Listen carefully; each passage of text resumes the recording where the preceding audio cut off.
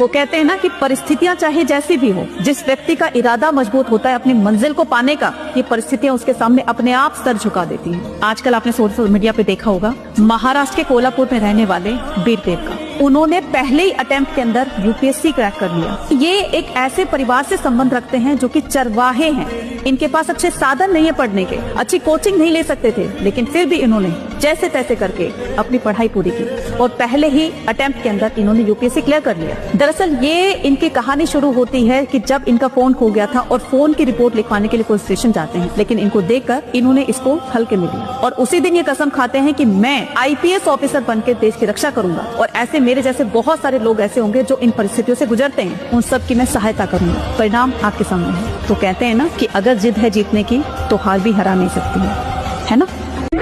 जो लोग समय और श्वास को कीमती नहीं मानते वो मजदूर होते हैं। जस्ट ट्रस्ट इन योरसेल्फ, अपने ऊपर विश्वास रखना।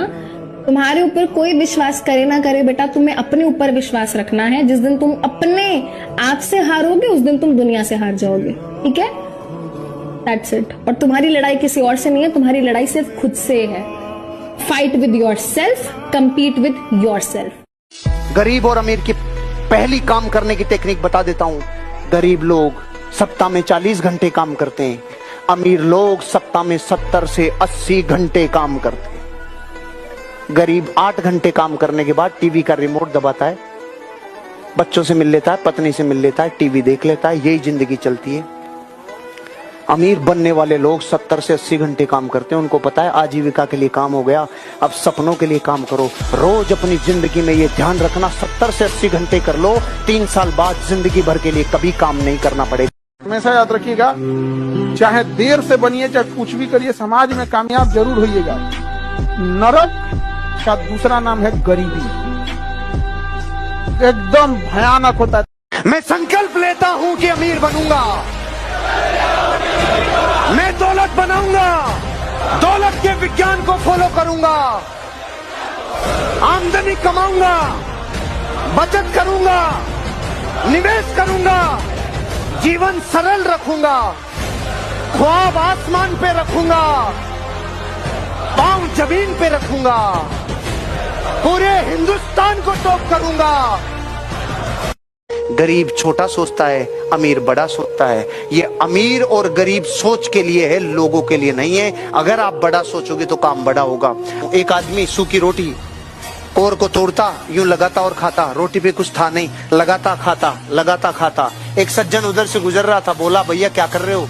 भाई साहब गरीब आदमी हूँ, कुछ है नहीं है इसलिए सोच सोच के खा रहा हूँ कि भाई चटनी रखी हुई है।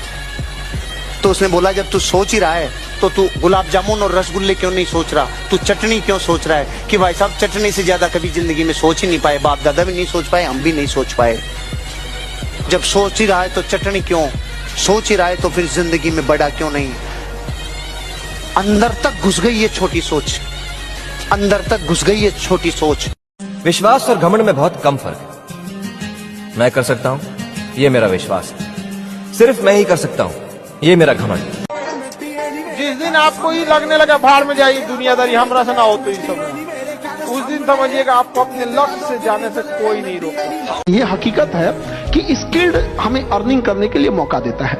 हम खुद इस बात के, हमको ये खुद अपने आप में हो सकता है कि हम गलत हों, लेकिन हम कहते हैं कि एक विद्यार्थी जीवन का 4 साल आपने ग्रेजुएशन कराया, 2 साल पीजी कराया, उसकी जिंदगी का सबसे बहुमूल्य 6 साल लिया, लेकिन वो अपने नॉर्मल बीए किए हुए सर्टिफिकेट पर और एमए किए हुए सर्टिफिकेट जिसमें उसने 6 साल खत्म किया है, उसके दम पे वो 15,000 20,000 की भी नौकरी ढूंढने जाएगा तो शायद उसको कोई छोटे जगह पे ना मिले, किसी जिला में ना मिले। तो फिर क्यों पढ़ाएं हम उसको? वो 6 साल उसका जिंदगी का बर्बाद कर दिए। उस 6 साल में उसको बढ़िया बढ़िया प्रोफेसर वगैरह, अर्निंग बहुत जरूरी है। ये भाषण देने के लिए अच्छा होता है कि शिक्षा का उद्देश्य संस्कार विकसित करना होता है। माँ बाप भी संस्कार सिखा देते हैं, ऐसे अनपढ़ लोग भी मिलेंगे, इतने संस्कारी होंगे कि पीएचडी किया हुआ इंसान उसके पास में छोटा पड़ जाएगा।